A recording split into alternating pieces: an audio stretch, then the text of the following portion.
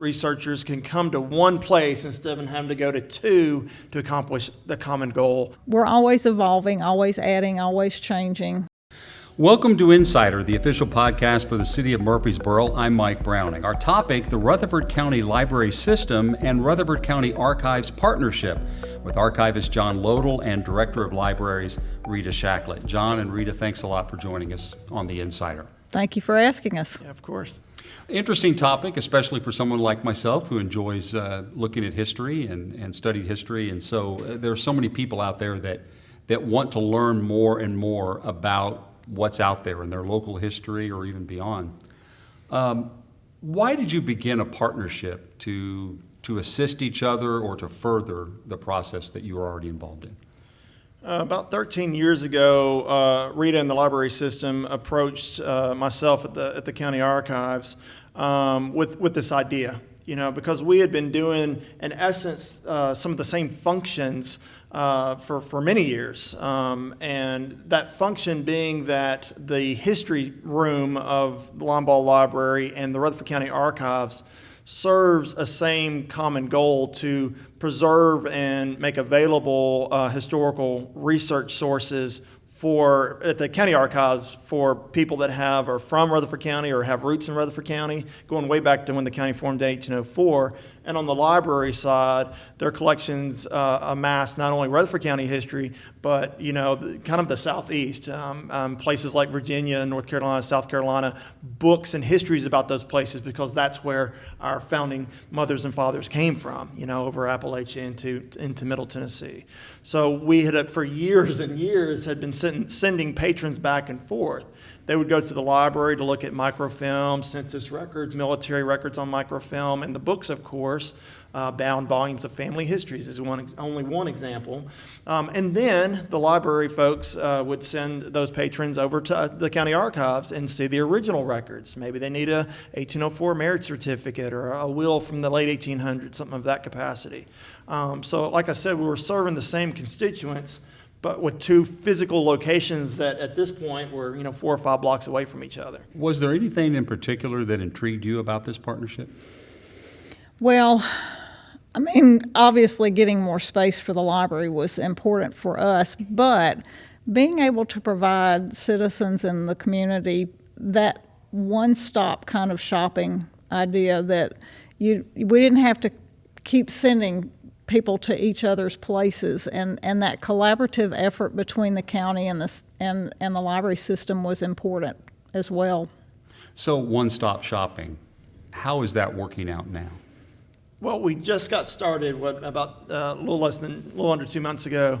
But this concept that patrons or citizens of the community, our visiting folks, researchers, can come to one place instead of having to go to two to accomplish the common goal. And that common goal is to find our local historical research sources. Not all of them, of course, but a lot of them, say in the books, things available on microfilm, as well as the original county records in one place.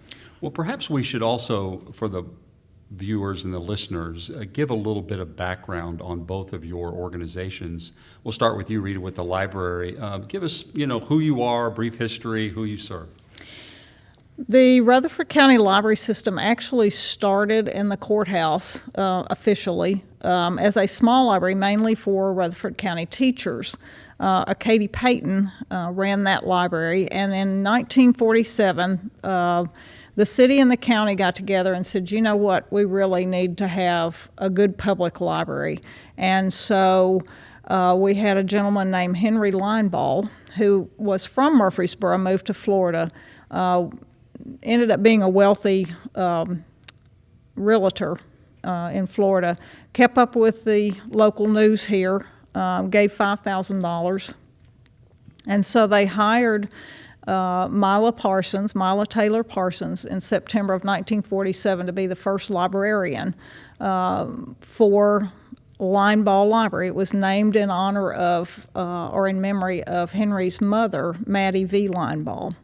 Obviously, we don't go with Maddie v. Lineball Public Library. So, but it was located in the Hale home on Central Magnets campus, which used to be the Tennessee College for Women, and it was the president's home.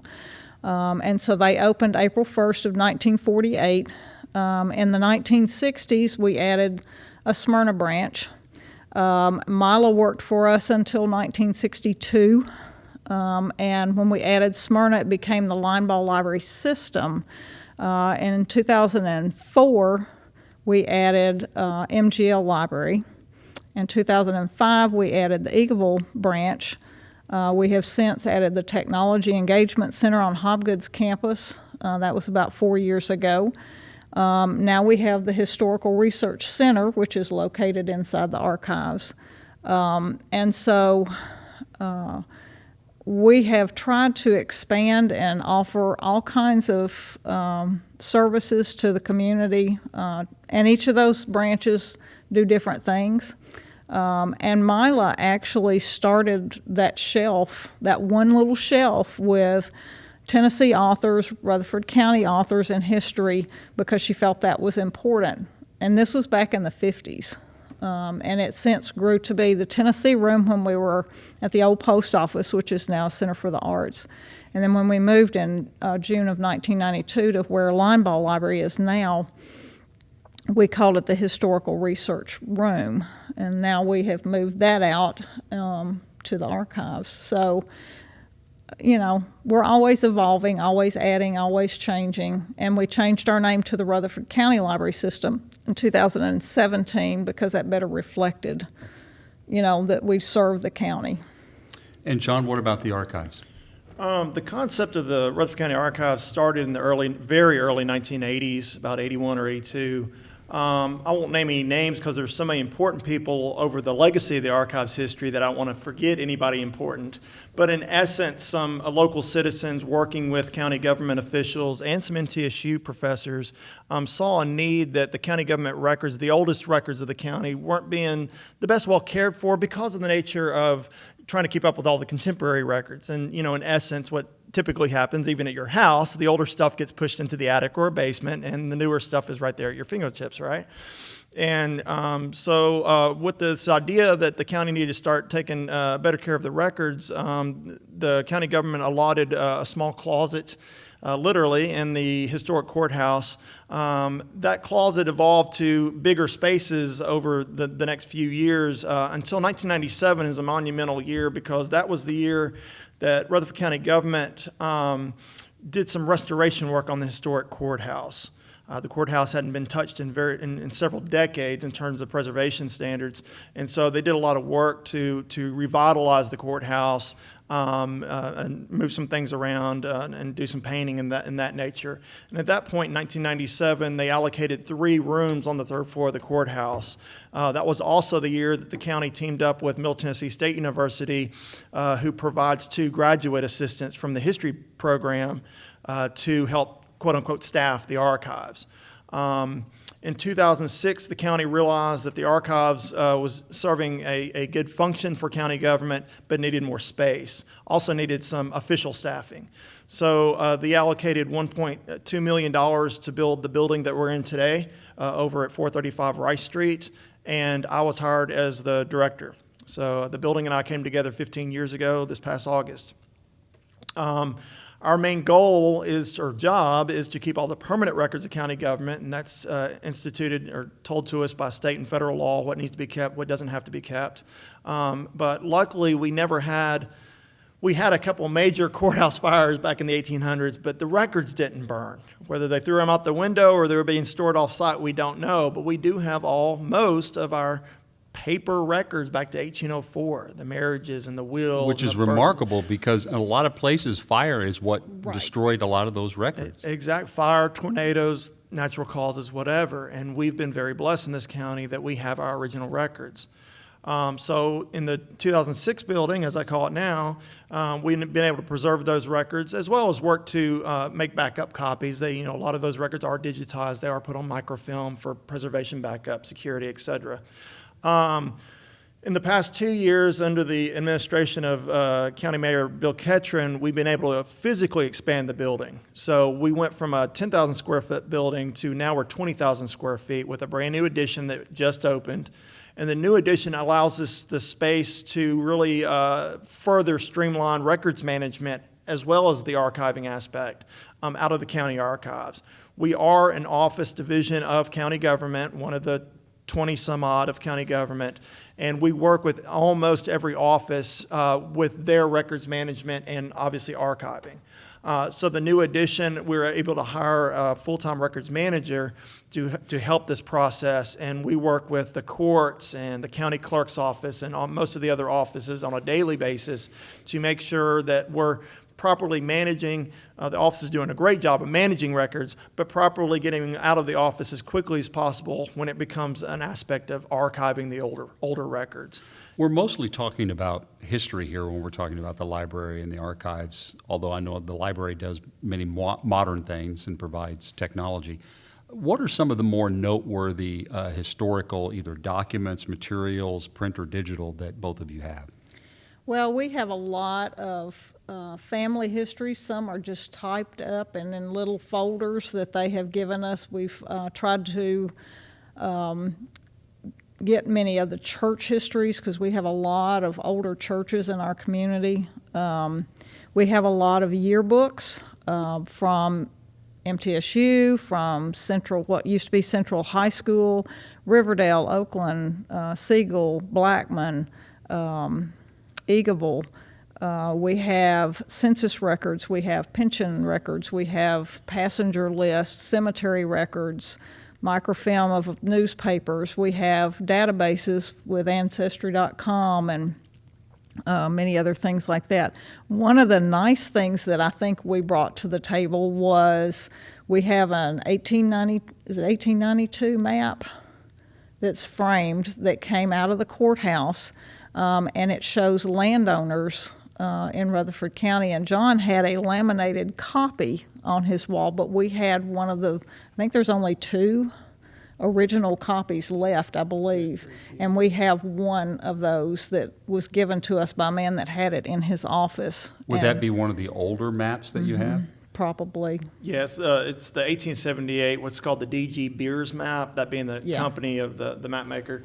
But yeah, it's one of the oldest maps you can find of the county, and it's phenomenal that the library had an original copy, because originals are very rare. You can find them all day long on the internet, digitized copies, but this is actually an original frame copy. So it in itself is an important artifact. Yeah, and we had photographs and things too that we sent over as well.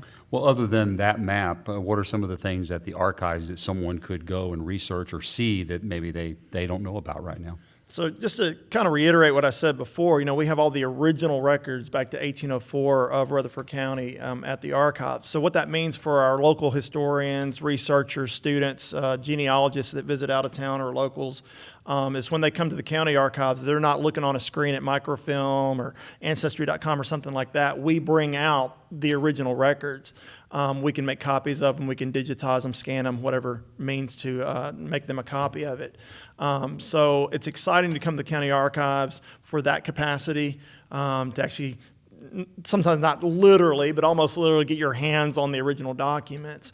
But we also, the archival record is a treasure trove. We have all the court records of Chancery Court, for example, back to 1845, Circuit and Criminal Court almost back the same length.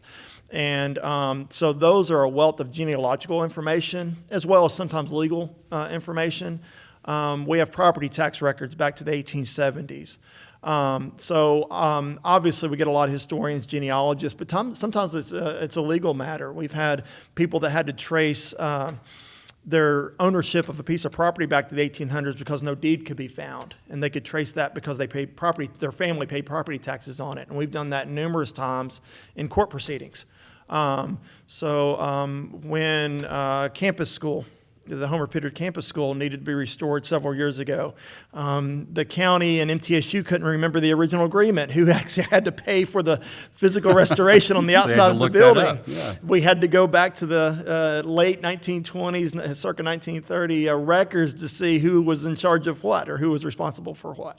I won't give the answer on air, but but anyway, so we've done that. The county archives, we've also worked, my students, my staff now over the years have worked with all the other historical organizations and entities in the county on research collaboratives, usually leading to exhibits. So for example, we work with Oakland's Historic House Museum or the Sam Davis Home or Discovery Center, where they want to do an exhibit on a specific topic. Then we can come to the archives, do research through the records to give them the story that they will then take and run with. So some people think of archives and libraries as these, places where there's a lot of books and materials, and it might not be that exciting to them, but you all do initiatives that are outside of the walls of your buildings that help within the community. Let's talk about that. Yeah, that's a good point. People think that archives and libraries are, shelves of old stuff, to put it dusty old stuff, to put it quite simple. But, I think what we're able to do in these, within these walls is to make history come back alive. And sometimes we have the privilege of taking that history outside of the walls, as you just said. For example, specific to the county archives, in 2010, we had an initiative, a grant-funded project to digitize a historic property survey of this county. It's a long story. The survey was actually originally done in 1980 by what is now MTSU Center for Historic Preservation as a project for the state, where students went out and documented the over 4,000 historic structures in this county. What we were able to do in 2010 under a grant-funded project was to take that information from 1980 and digitize it. So you can now get on the Rutherford County Archives website, look at the Historic Property Survey, and look at all that original information from 1980 that documents buildings from the early 1900s well back to 1804, those that are still extant or standing in this county, with photographs and Historic Property Survey forms for those entities, and just to see where they are on a map, a contemporary map of the county. Another interesting project that we've gotten into in recent years is the Historic Cemetery Survey. Now, the original survey was of all the little family cemeteries in this county was performed in the late 1960s and early 1970s by members of the Rutherford County Historical Society. But what we were able to do in recent years through the archives with community partners, including Bradley Academy Museum, as well as MTSU Center for Historic Preservation, was to go back out, find those cemeteries, and to plot them on a digital map. So once again, you can go to the Rutherford County Archives website and look at our Historic Cemetery Project map and see where all these cemeteries are and find out some information on them. And some new ones are always being discovered, because there's been 2 or 3 in the news lately where a development is ongoing and they discover something, or a family moves from somewhere up north and they discover that there's a cemetery, a family cemetery, in their backyard. Exactly. In 2021, you would think we knew where every one of our historic cemeteries are, and we're still discovering, 1 or 2 every so often being 1 or 2 or 3 new ones a year. And that's usually because they're older, forgotten cemeteries that may be overgrown on an old farm that is now becoming a subdivision or whatever, and developers stumble across them. Or like you said, a family's doing research and trying to trace backwards, and they stumble upon it, so to speak. So we have documented over 800 cemeteries in this county, believe it or not. But yes, we're always finding, 1 or 2 more. Now, this kind of thing, Rita, takes a lot of labor Right. to do the work of digitizing, for example, materials, but it also takes specialized knowledge. A lot of people don't realize what kind of knowledge you have to be a librarian or an archivist. It does, and Lisa Ramsey is the staff person that we sent over to manage this collection in the archives. And Lisa has a background in history and research, and as her work in the library, she understands how to find those things, and she's a researcher herself. So being able to know where to even start, because oftentimes that's people walk in and go, I want to do this, but I don't even know where to start. And so she's able to do that. And the genealogy group that we have that used to meet at the library now meets at the archives, and they're really good about working with beginners to help them get started. And so having that background and knowing where to start is often the biggest stumbling block for anybody. John, when the research room was moved over to archives, and I assume it's all distributed now, because the thought was originally that maybe you would put it in one place like it was before, but that wasn't how the process evolved. Exactly. When we started this discussion between the library and the archives, literally 13 years ago, the idea from day one is we would almost literally pick up the research room in essence and drop it into our research room where the patrons can sit up front. The problem was that their research room, all the 11,000 rolls of microfilm and the 5,000 books, which they had all together in one room, would not physically fit our space that was allotted for the research room. And so with the new addition that came to the archives over the past 2 years, we were able to take some space and build a microfilm vault. We were able to take some space and allocate it for collections in various capacities. So a conversation that Rita and I had earlier this year is, wait a minute, we don't have to keep everything together in one room like y'all do at Linebaugh. I said, we have a microfilm vault. All the microfilm can go into the vault at the back of the building, and as a patron needs a certain roll or a certain item, then the librarian can go pull it, much like you would at Nashville Public Library or the State Library and Archives in Nashville. And so this kind of reinvented the conversation and made the dream a reality. We were able to keep all of the, as Rita calls them, the Rutherford County titles. So all the books that deal with Rutherford County and Murfreesboro local history, we have those up front with the patrons in the research room. All the other books are in the back, what we would call special collections now. So, for example, when you go to MTSU Library and go to the fourth floor, their special collections, you look up the book on computer, you tell the librarian sitting at the front desk what book you need, and they'll go to the back and pull it for you. So same concept at the Rutherford County Archives and Historical Research Room now is that you can look up the book up front, tell Lisa Ramsey which book you need. If it's not one of the Rutherford County titles, then she'll go to the back and pull it for you. If you need microfilm, she'll go to the back and pull it for you. How long did this process of relocating and then cataloging take? I mean, I know it's been a process that you've been building up since 2008, but the actual physical process. How long did y'all close down? A couple of weeks, maybe. Yeah. So I know Carol Gaddis, who's our branch librarian at Linebaugh, she and Lisa boxed up everything and Themselves. labeled. Yes. Yeah. And then between our staff and some of John's staff, we just put them in vans and trucks, and we have a transit vehicle for our system. And so we were able to just load these things up, and we took furniture and shelving over too. Is that process still ongoing on your side, or is it finished? we got finished in about 3 weeks. Yeah. So Wow. it was kind of a... That's remarkable. Yes, it was quite remarkable. Yes, but like Rita's kind of downplaying it, her staff was remarkable to box up 5,000 books, and then in a way that you could make sure you found it and it was in the proper place. Exactly. And then my staff was able to help with the physical labor and get those back over to the archives. And then Rita herself, along with her staff, were able to unbox the books and get them on the shelf in the right order.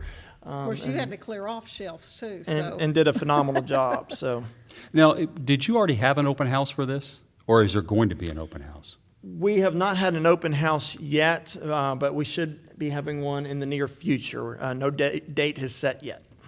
And what will that be like? I mean, what are you hoping to achieve with that? We literally want to open the doors so all of our patrons and community members can come in and see what this new initiative looks like. We've already had lots of visitors, people that used to visit the Linebaugh Library Research Room on a weekly, regular basis are now finding their way over to the county archives and realizing that it pretty much looks the same. They can still find the same books that they were looking at before and get on the computer and use the same resources.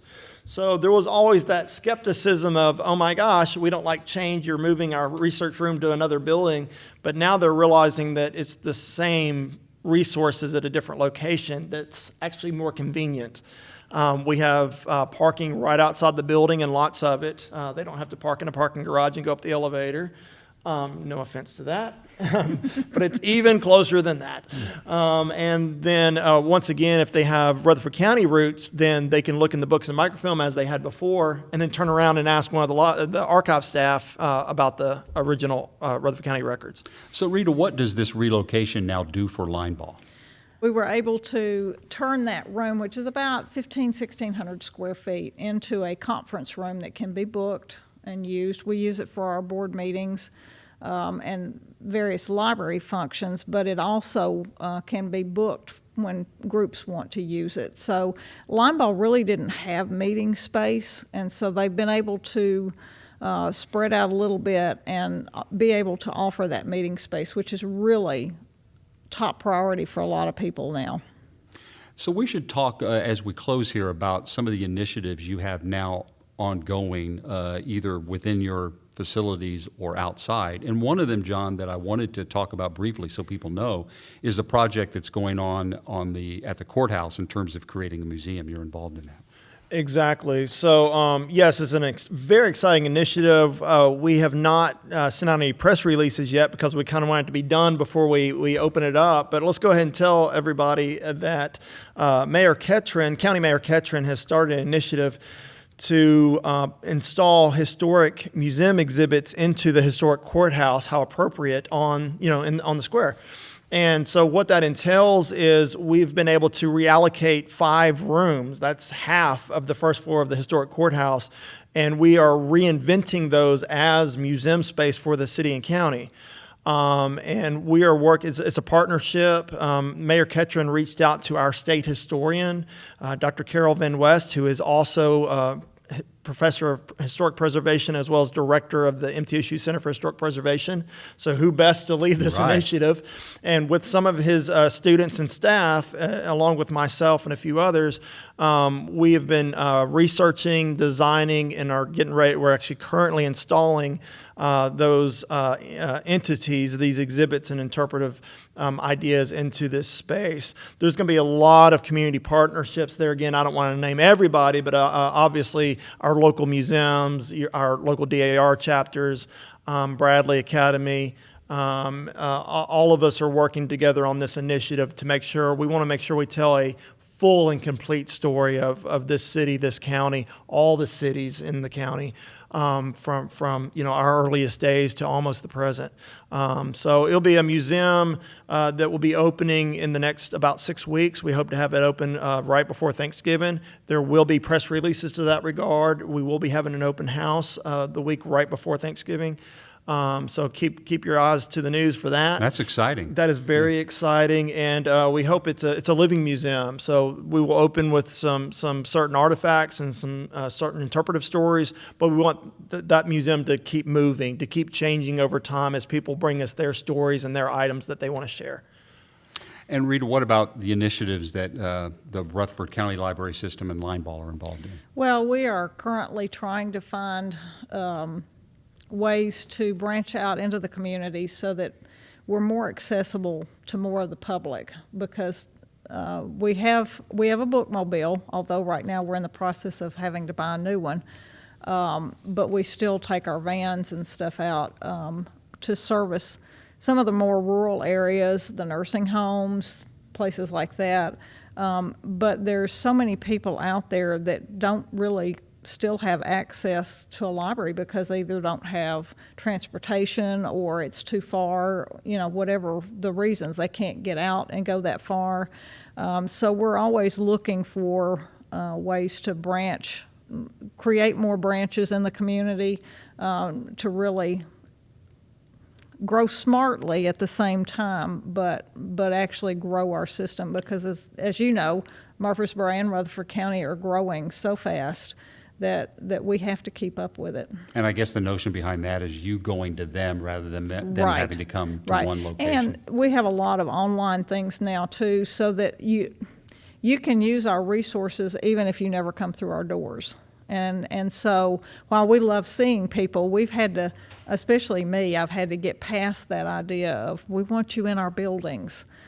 because so many people use e-books and e-audios and digital magazines and things like that. And so you can actually go online and get an e-card that allows you to use those resources, and you never have to come in the library. Fantastic. But we do want to see people. Right. So. Well, I want to thank both of you for joining us and explaining all these initiatives and things going on, and the research room that's now over at the Rutherford County Archives. John Lodl, archivist with the Rutherford County Archives, and Rita Shacklett with the Rutherford County Library System. Thanks for being with us. Thank you, Mike. Yeah, thank you so much, Mike. You bet. For more information on the Rutherford County Library System, visit www.rclstn.org or call 615-962-7424.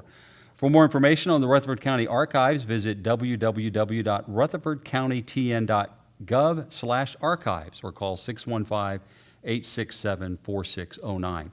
We've been highlighting these two services in our community on The Insider. The podcast originates from City Hall here in Murfreesboro. Thanks for listening via Podbeam, Spotify, Apple Podcast, and Amazon Music Audible.